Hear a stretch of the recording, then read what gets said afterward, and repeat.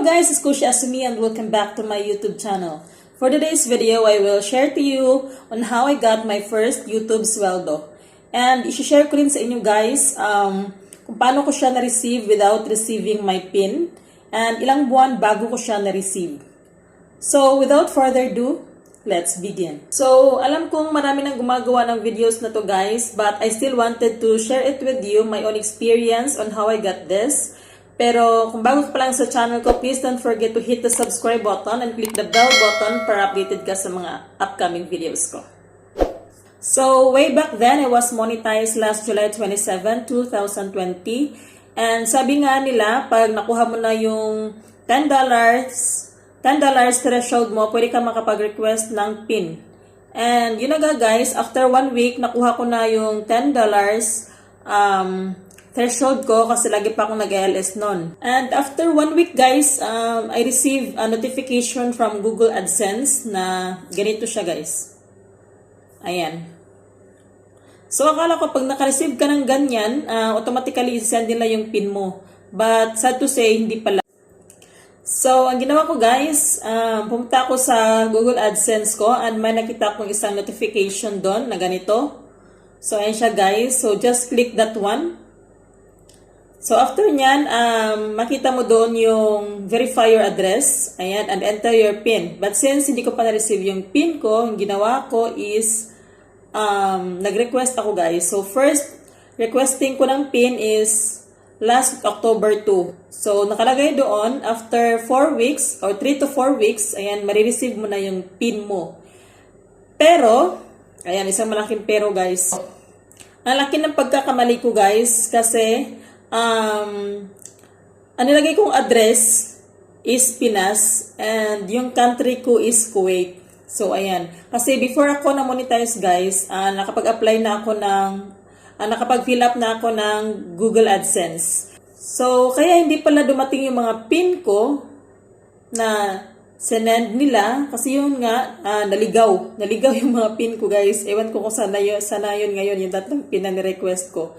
So, dumating yung November 5, hindi siya dumating kasi tinry namin i-check doon sa post office doon sa Pinas. Wala pa rin siya guys. So, nag-request ulit ako noong November. So, sobrang lito ko na guys, hindi ko na alam kung anong gagawin ko kasi nga naguguluhan ako kasi magkaiba yung address ko at saka yung country ko. Nung in-edit ko siya guys, yung address ko, andun pa rin siya, Kuwait pa rin siya sa baba. So, nagtatanong ako, bakit na may Kuwait pa rin dun sa baba? Which is, ang address ko naman na nilagay doon is Philippines.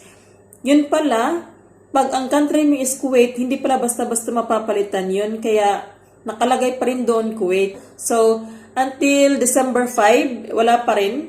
So, nag-request ulit ako guys. Ayan.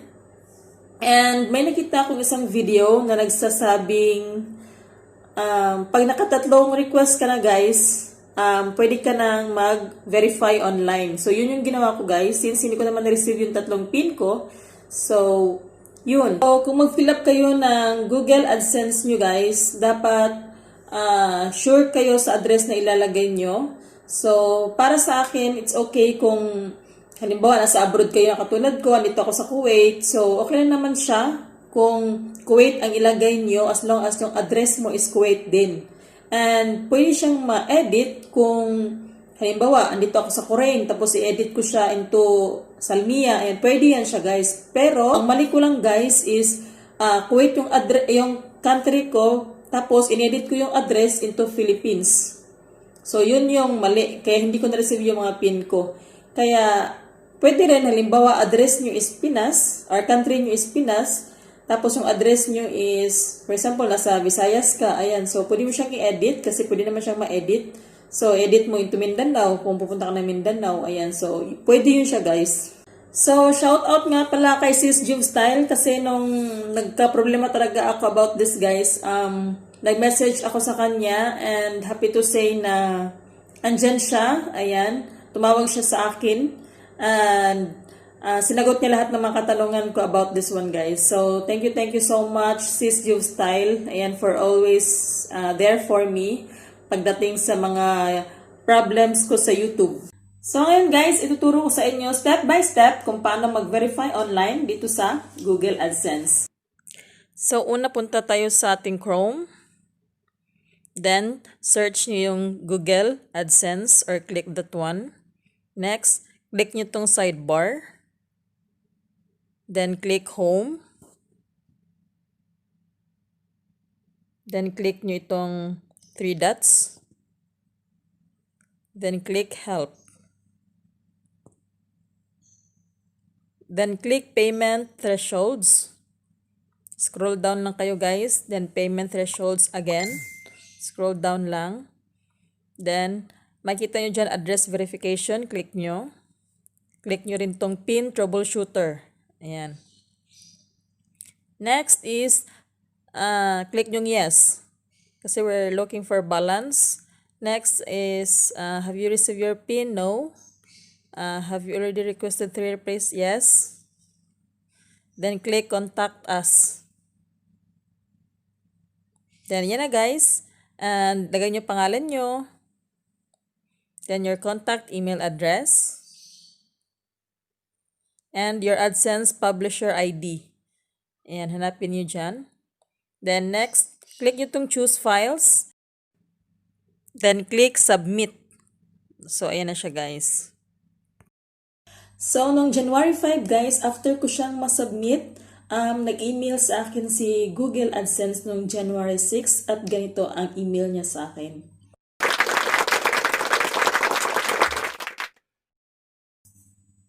And now, ituturo ko sa inyo guys on how to set up your form of payments for AdSense. So, click Wire Transfer. Next, sign in. Then, manage payment methods. Click nyo yan. Next, edit. Edit guys kasi nakapag-fill up na ako dyan.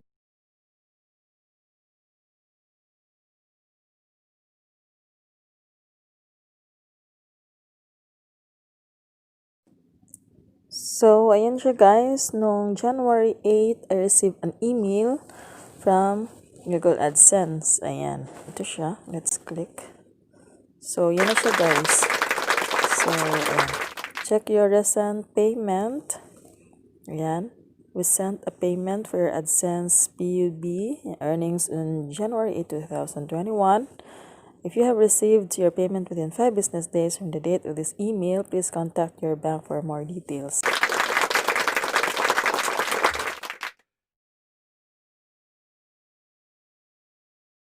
Actually guys, it depends upon you kung kukunin nyo o hindi or ipunin nyo yung first YouTube sweldo nyo. Ayan, para mas malaki siya. Ang sa akin lang kasi, kinuha ko siya kasi kailangan ko mag-change ng country. Diba? Kuwait yung country ko and I must have to change it into Philippines. Kasi hindi naman tayo permanente dito sa abroad. And I'm sure hindi ako permanente dito kaya kailangan ko siyang i-change. And one of the requirements para ma-change yung country mo is kukunin mo yung first YouTube sweldo mo. Kaya ko siya kinuha guys. So, that's it. Lagi niyong tandaan guys na wala sa ikli o haba ng panahon ang liit at laki ng sahod nyo dito sa YouTube. Depende pa rin siya sa sipag at syaga nyo guys. So, kung masipag kayong mag-LS, ayan, at marami kayong mga supporters, maraming magsusuper chat sa inyo, magsisend ng mga super speakers, ayan. So, I'm sure mas mabilis nyo makuha yung target thresholds nyo guys. So, by the way, for your information nga pala guys, dito sa Kuwait, it takes only $70 threshold ang target. Unlike dyan sa Pinas or another country, $100 threshold. So, yun siya guys. And kung masipag din kayong mag-uploads ng mga videos, ayan of course, maraming mga views, ayan, nakatulong din yan siya guys. And kung marami din kayong mga members, ayan, sa inyong join button members, ayan, kung maraming sumasali sa inyo, nakakatulong din yan siya ng malaki guys when it comes to revenues. Ayan. So, mega love shoutout nga pala sa lahat ng aking mga members, aking mga Kusinatics members dyan. Ayan, thank you so much guys. And mega love shoutout nga pala kay Kuya Marlon. Ayan, Kuya Marlon, President ng Alumni of the Sisters of Mary Incorporated. here in Kuwait chapter. Ayan, thank you so much for you, Kuya Marlon, and for helping me through this process. Para makuha ko yung sahod, Kuya. Thank you so much. Without you, siguro, ewan ko kung makukuha ko pa yung sahod ko kasi wala akong kilala dito sa Kuwait and hindi ako pwede kumuha ng bank account dito kasi nga para lang yan sa mga nagtatrabaho sa gobyerno. Ayan, para makakuha ka ng bank account dito, maka-open ka ng bank account dito sa Kuwait. And since hindi ako pwede, so, ayan, sobrang thankful ko sa iyo, Kuya. Once again, thank you so much. So, that's all for today, guys. I hope you've learned something from this video. And if you like this video, please don't forget to give a thumbs up. And also comment down below anything about this video. And if you're not yet subscribed yet, also hit subscribe button and click the bell button for you to be updated on my next video. Before we end up this video, shout out nga pala sa lahat ng mga Kushinatics members.